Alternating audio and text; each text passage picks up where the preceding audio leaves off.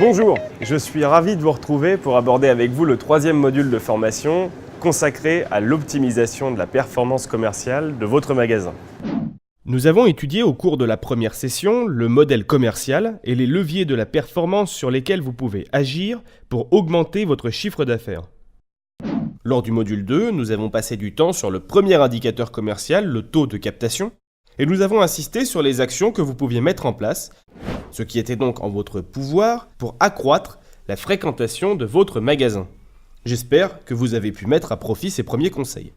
Nous allons voir aujourd'hui le second levier de performance commerciale, le taux de transformation. Rappelez-vous, c'est ce qui mesure votre capacité à transformer les visiteurs de votre magasin en acheteurs. Pour commencer, une petite question.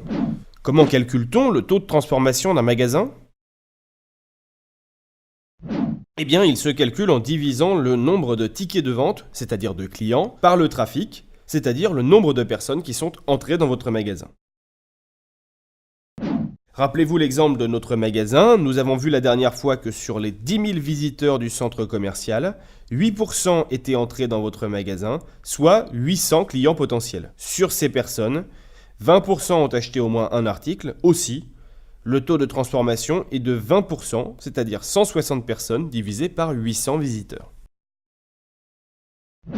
À votre avis, si le taux de transformation avait été de 21,5%, c'est-à-dire que vous aviez vendu à 12 clients de plus, soit 172 clients au lieu de 160 sur toute la journée, de combien auriez-vous pu augmenter votre chiffre d'affaires, sachant que le panier moyen est de 15 €? La bonne réponse, c'est 7,5%. En effet, 12 clients de plus qu'on multiplie par le panier moyen de 15 € provoque une augmentation de chiffre d'affaires de 180 €, ce qui revient à une augmentation de 180 divisé par 2400, c'est-à-dire 7,5%.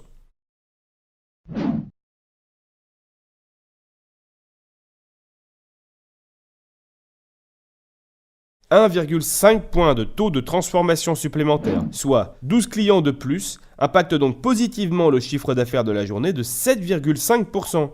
L'effet de levier est de nouveau considérable. Rentrons maintenant dans le vif du sujet, c'est-à-dire vos actions. Comment faire pour augmenter ce taux de transformation ? Je suis sûr que vous avez déjà beaucoup d'idées. D'après vous, quels sont les éléments qui ont un impact sur le taux de transformation ? Comme pour le taux de captation que nous avons vu dans le premier module, les éléments qui ont une influence sur le taux de transformation sont très nombreux, et les facteurs externes à votre magasin ne sont pas toujours de votre ressort. En effet, le marketing de la marque ou de l'enseigne ont par exemple une influence importante sur cet indicateur. Ainsi, l'offre produit, sa politique de prix ou sa politique de communication peuvent être plus ou moins en phase avec l'emplacement de votre magasin et la clientèle. Mais malgré cet impact, la bonne nouvelle, c'est qu'il y a beaucoup d'autres actions à mettre en place, de réflexes à avoir ou de comportements à adopter pour augmenter votre propre taux de transformation. Enfin, ne vous focalisez pas sur la valeur de ce taux.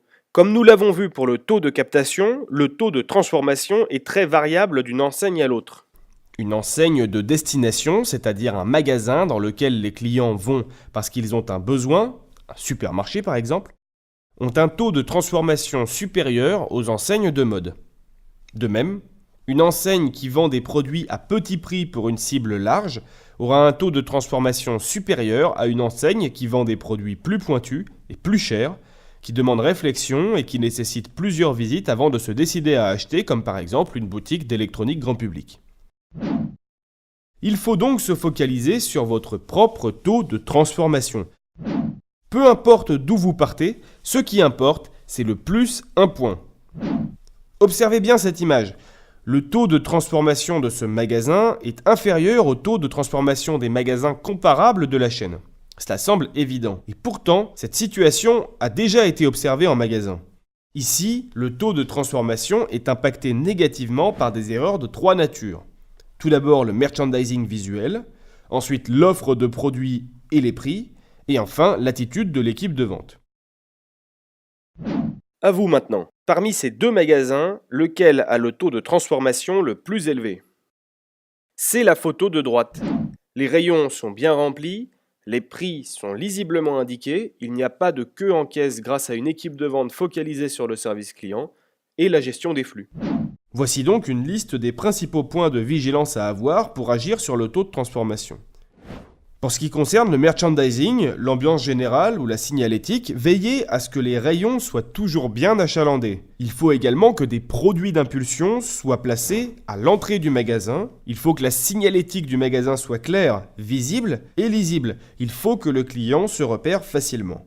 Le parcours en magasin doit être fluide, les clients doivent circuler facilement, les shopping bags sont placés aux endroits stratégiques dans le magasin.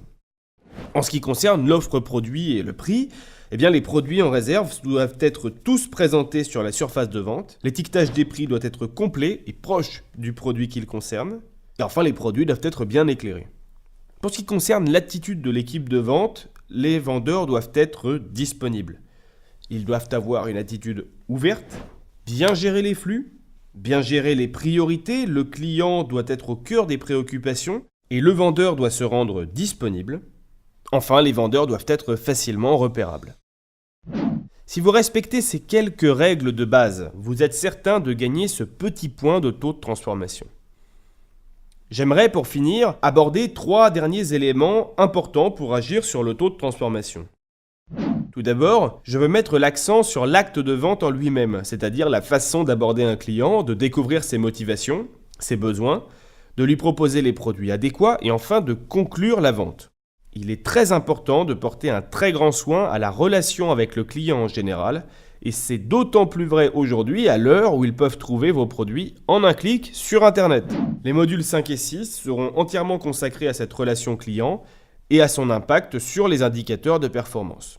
D'autre part, la connaissance de ces produits, de ces gammes, de leurs atouts, des arrivages de nouveaux produits, des stocks disponibles, de leur emplacement dans le magasin est essentielle pour orienter le client vers les produits adéquats et donc conclure des ventes. Que se passe-t-il en pratique lorsque vous ne maîtrisez pas cette connaissance ? Vous pouvez être déstabilisé face à une demande, perdre confiance en vous. Enfin, l'ambiance musicale et l'ambiance olfactive du magasin sont également des éléments importants qui ont une influence sur le taux de transformation. Une musique trop forte ou un parfum d'ambiance inadapté peuvent faire fuir certains clients. Au contraire, une ambiance musicale et une atmosphère bien en phase avec le concept du magasin contribuent au bien-être des clients, prolongent leur temps de présence en magasin et a donc une influence sur leur envie d'acheter et par conséquent sur le taux de transformation. À présent, vous allez pouvoir mettre en application ce que vous avez appris et compris au cours de ce module. Voici une checklist des principales actions que vous pouvez réaliser avec vos collègues pour augmenter votre taux de transformation. Elle reprend 3 critères sur lesquels agir: le merchandising, les produits et la vente. Demandez-en une copie papier à votre responsable afin de réaliser l'exercice suivant. Retournez dans votre magasin, observez ce qu'il se passe en gardant à l'esprit ces 3 critères et en vous aidant de la checklist. Notez ce qui pourrait être amélioré dans votre magasin et complétez ainsi la checklist. Conservez bien ce document, il vous servira pour le travail collectif lors du dernier module.